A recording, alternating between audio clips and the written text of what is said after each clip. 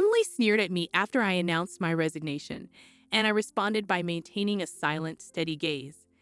Our conversation had revolved around the company's decision to cut labor costs, with particular disdain aimed at those supposedly exploiting overtime pay. Tom, too, seemed to relish the notion of trimming expenses. A week later, my phone incessantly rang with calls from the company. Upon answering, the president inquired sharply, "Who exactly are you?" I couldn't help but scoff mockingly at the president's question. In response, I introduced myself as Lily Johnson, a 59-year-old employee with 37 years of dedicated service since my college graduation.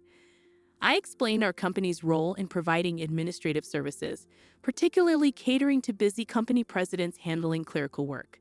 Specializing in tax-related matters, I proudly managed 45 clients, a responsibility that had grown overwhelming despite the assistance of a part-timer. Despite the challenges, I couldn't show any sign of weakness. Our clients were long-standing relationships, and their adversities fueled my determination. Today, as I sat in front of my computer, the relentless harassment from Tom and Emily weighed heavily on my mind. Tom, 7 years my junior and now the head of the tax department, had drastically changed his demeanor 3 months ago upon promotion. His once polite tone was replaced with condescension and complaints, making every interaction a struggle.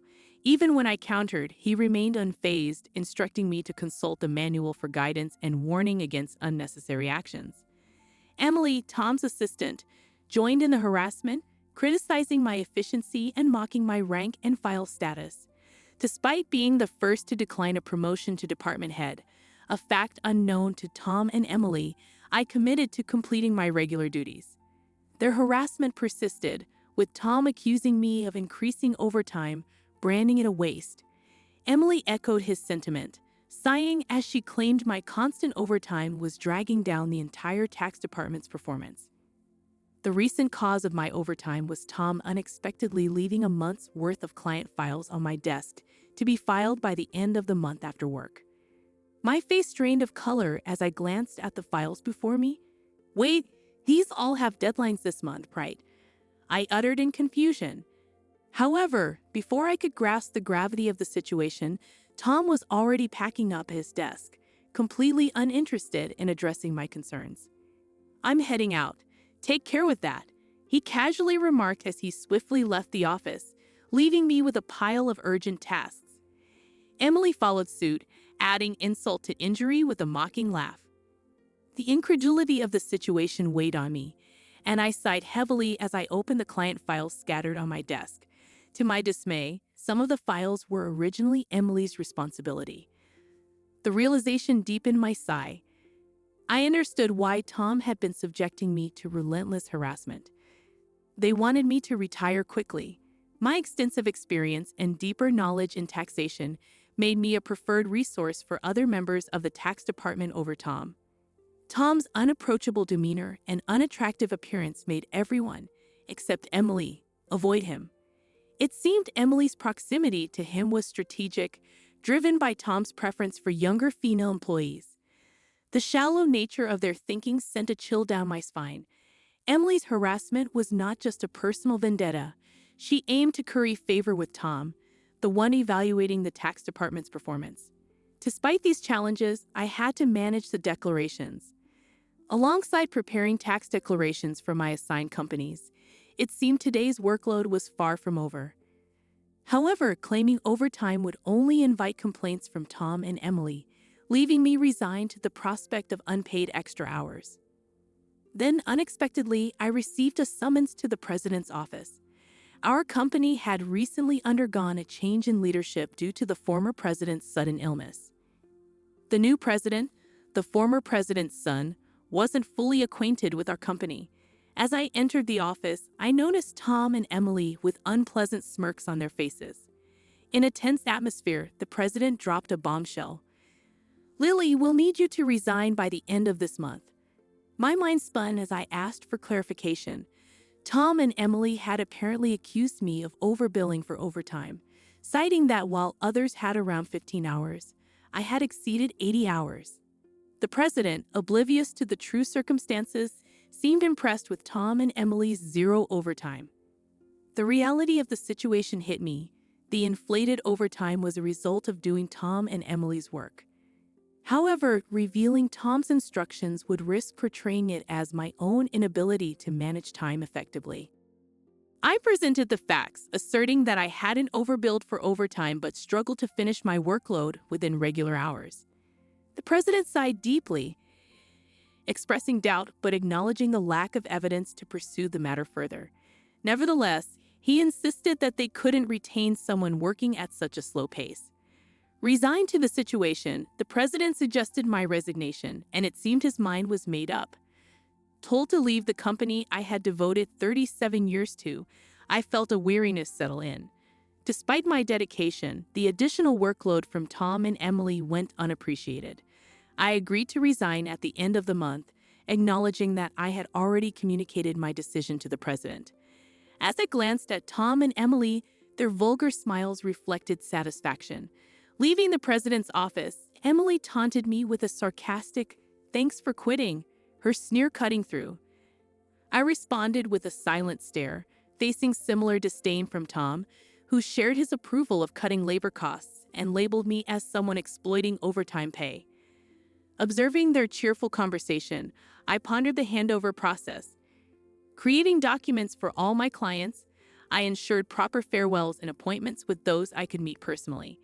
Unable to schedule a meeting with the president, I resorted to letters to inform them of my successor. A week post-resignation, enjoying a moment of relaxation at home, my mobile phone rang. Seeing the company's call, I hesitated, having already completed social insurance procedures. However, persistent calls from both the company and Tom and Emily's personal mobiles led me to answer reluctantly. As I picked up, the president urgently spoke, asking, "Who exactly are you?" I couldn't help but mockingly reply, "Just an unemployed lady who resigned from the company, nothing else." In response, the president urgently explained the chaos since my departure, 49 calls to stop transactions with the company. He pleaded for my immediate return, revealing a sense of panic in his tone. Reluctantly, I rose from my seat and made my way back to the company. Upon my arrival, I found Tom and Emily waiting, their faces notably pallid and dark circles underlining their weary eyes. Surprised by their drastic change in appearance, I inquired about what was happening. Tom glared at me and revealed, "Since you left, we've been bombarded with calls to stop transactions, not just from your clients but also from prospective companies we were planning to introduce." "What did you do?" Emily echoed the suspicion, expressing disillusionment at the thought of me resorting to underhanded tactics. Their haggard appearance suggested the toll handling cancellations. While I had not manipulated the clients, I had a hunch about the reason behind the transaction halts. Considering the inevitability of cancellations, I mumbled my thoughts aloud. Tom, however, accused me outright, insisting I had orchestrated something. He demanded I go to the president's office immediately, forcefully escorting me there. Upon entering the president's office with Tom and Emily, the president greeted me with a direct look in his eyes. Tom declared, "President, I brought her," with an air of authority, while Emily hurriedly followed suit. Ignoring their accusatory tone, the president questioned me about the abrupt halt in transactions after my departure. I took a deep breath and explained, "Our clients don't need us to manage their taxes. There are tax accounting firms that offer cheaper services. They continued with us because of me." Tom snapped back, questioning my self-worth, and Emily taunted me, both challenging my value to the company. Undeterred, I elaborated on my unique approach, offering tailored tax-saving strategies that resonated with our clients. Tom dismissed it as inefficient, arguing that their manual-based operations were more practical. The president sighed deeply, recognizing the fundamental difference in our approaches. In a serious tone, he said, "Actually," signaling a crucial revelation or decision to follow. I received a surprising call from my father, the former president. It turns out that some clients, who had stopped transactions, went directly to Dad to negotiate on my behalf. I hadn't anticipated clients going to such lengths for me. Dad emphasized that the tax department thrived because of my contributions. Not only did I manage my clients efficiently, but I also supported my colleagues' clients, possessing knowledge that even Tom couldn't match. Dad disclosed that if I hadn't declined the promotion, I would have held a higher position than a department head by now. The current president expressed regret with a pained expression. Emily appeared shocked, probably grappling with the idea that I could have been her superior. The president apologized for making me resign initially and asked if I would consider revoking my resignation. According to Dad, I was indispensable to the company. While I appreciated the change in the president's perspective, I hesitated to accept. Tom interrupted our conversation, visibly upset, and protested the president's decision, questioning why I was chosen over him. Emily echoed his sentiments, praising Tom's leadership and expressing disbelief at the preference for me. The president then sternly addressed them, revealing that since my resignation, numerous complaints had been received from the tax department, suggesting they had been shifting their workload onto others.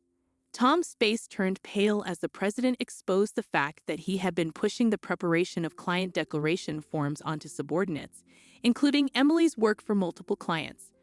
The president pointed out the irony, considering Tom had accused me of being a salary thief. Observing Tom and Emily's pale expressions, the president continued by revealing an alleged leak about their romantic involvement. Tom struggled to defend himself, claiming he was merely mentoring Emily as her superior.